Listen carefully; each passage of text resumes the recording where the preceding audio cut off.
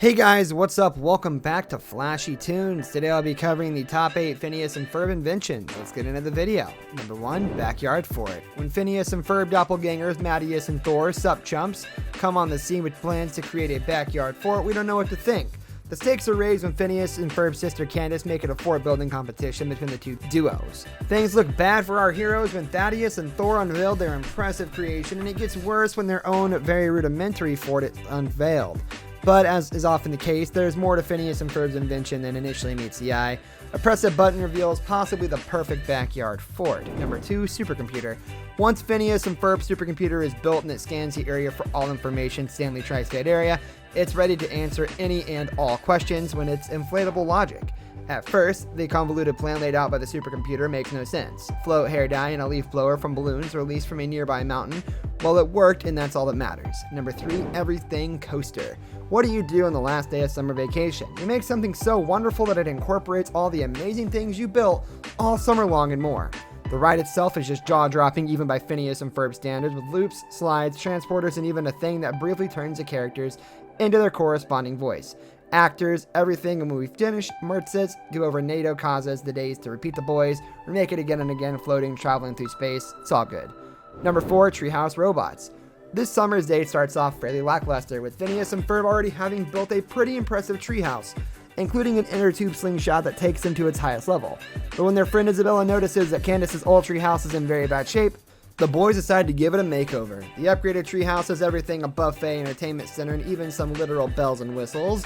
Things really kick off when Candace and her friend use the bouncy elevator to spring it to the top level of her structure. It's so, oh snap. Turns out the top level of each house is a control center from which the fighting tree houses are controlled with the press of a button. Each house turns into a giant fighting robot. Number 5, backyard beach. To beat the summer heat, Phineas and Ferb decided to build a beach in their backyard, where it starts out as a sandbox with some water hose and becomes on a major production requiring construction workers and heavy equipment. When fully constructed, the beach is enormous and apparently covering all or most of the city of Danville and a good chunk of the tri-state area. Among other things, it features surfing, parasailing, a pier wet ski rentals, and for some reason, holographic projections. Number 6, coolest coaster ever. The lads get a building permit filled out in crayon and borrow a robotic arm to aid in construction. When completed, the roller coaster is a skyscraping masterpiece. Yeah, featuring loops, drops, rubber snakes, a mud bath, and even a car wash. Even when it is still physically moved and has to operate beyond its blueprints, the amazing ride still offers completely incredible thrills.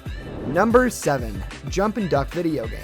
Inspired by their friend Buford's handheld video game Jump and Duck, Phineas and Ferb set out to improve upon it. And when Candace wonders about them getting sucked into a video game, the die is cast sucked into a video game. They create a fully immersive video game complete with a digitizer that literally sucks the player into the video game world. Unfortunately, Candace, wearing only a talon armed with her hairdryer, is the first to enter the game. Phineas and Ferb enter the game to save her, but things get fun when Candace realizes she can use her hairdryer to defeat foes. Yeah, the final boss is a giant version of Buford, who takes him on in real life. The last levels are the real world. Number 8, alien spaceship. This summer's day starts as many do, well, with Phineas and Ferb playing catch with their automatic baseball gloves that throw a ball into space, causing an alien spaceship to crash into their backyard. It's what happens next that's even more interesting. Piloting the craft is their adorable Meep, and the lads decide they must help him reunite with his father by rebuilding a ship. What they do is soup up the ship into something much better, a muscle car version. And it's a good thing, too, because Meep's father is really an intergalactic poacher who's hunting Meep. Caillou, the twists, turns, and mustache swapping, and it all pales in comparison to what meets a new sweet ride. This brings us to the end of our video. I hope you enjoyed it. Hit like if you did, and don't forget to subscribe to our channel so you don't miss out on any of our videos in the future. Also watch the 2 videos that are on your screen, because I'm sure you'll love them. With that, I'll see you in the next video.